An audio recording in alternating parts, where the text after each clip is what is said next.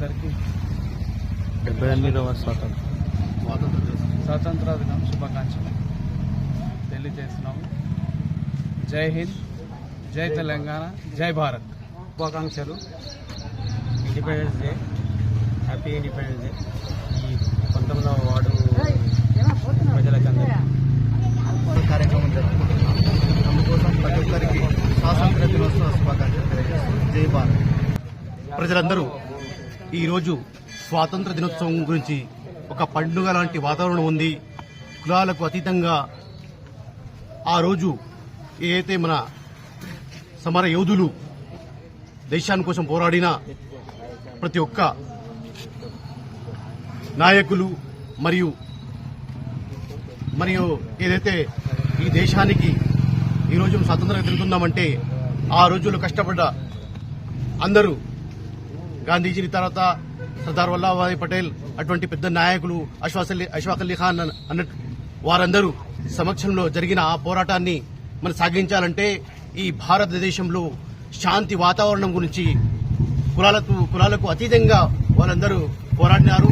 ఈరోజు మనం 19వ వార్డులో ఏదైతే స్వాతంత్ర దినోత్సవాలు 78వ చేస్తున్నాము, దీనికి ఇక్కడ ఓటర్లు కానీ ఇక్కడ ఉన్న నాయకులని మనందరికీ తోడుగా ఉన్నారు. వారందరికీ స్వాతంత్ర దిన ధన్యవాదాలు తెలుపుతున్నాను. అందరూ కూడా 78వ స్వాతంత్ర దినోత్సవ సంబరాలను జరుపుకుంటున్నారు. ఈ సందర్భంగా టీచర్స్ కాలనీ 19వ వార్డులో కూడా ఇమ్రాన్ ఆధ్వర్యంలో, రాజు ఆధ్వర్యంలో మిగతా యువకులంతా కూడా ఒక సామాజిక బాధ్యతగా ఈరోజు ఈ స్వాతంత్ర దినోత్సవాన్ని నిర్వహించుకోవడం సంతోషదాయకం. ఎంతోమంది త్యాగధనుల అమరుల త్యాగ ఫలితమే ఈ స్వాతంత్ర్యం. ఈరోజు మనమందరం కూడా స్వేచ్ఛాయుత వాతావరణంలో మనకు భారతదేశ రాజ్యాంగం ఇచ్చినటువంటి హక్కులను మనం పొందుతున్నామంటే ఇది స్వాతంత్ర ఫలమే. ముఖ్యంగా ఈ సందర్భంగా మనము పూర్తిగా సెక్యులర్ దేశం మనది. అన్ని మతాలను, అన్ని కులాలను ఏకం చేస్తూ మన అన్ని సాంప్రదాయాలను, సంస్కృతులను గౌరవిస్తూ ముందుకు సాగుతున్న దేశం ఇది. ఈ సందర్భంగా మనము పక్క దేశంలోని బంగ్లాదేశ్లో కూడా వారికి స్వాతంత్రం రావడానికి కూడా కారణం భారతదేశమే. మనకు మానవీయ కోణంలో మనం అందరిని ప్రపంచ విశ్వశాంతిని కోరుకునే ప్రజలు భారతదేశంలో ఉన్నారు. కాబట్టి ఈ సందర్భంగా అక్కడ కూడా సంయమనం పాటించి హక్కుల కోసం పోరాడడం తప్పు కాదు. కాకపోతే మత విద్వేషాలను కానీ కుల విద్వేషాలను కానీ తీసుకురావడం తప్పు. ఎక్కడైనా సరే యూనివర్సల్గా విశ్వవ్యాప్తంగా ఉన్నది మనుషులే, ఏ కులమైన ఏ మతమైనది. కాబట్టి వారికి సందర్భంగా రిక్వెస్ట్ చేస్తున్నాం.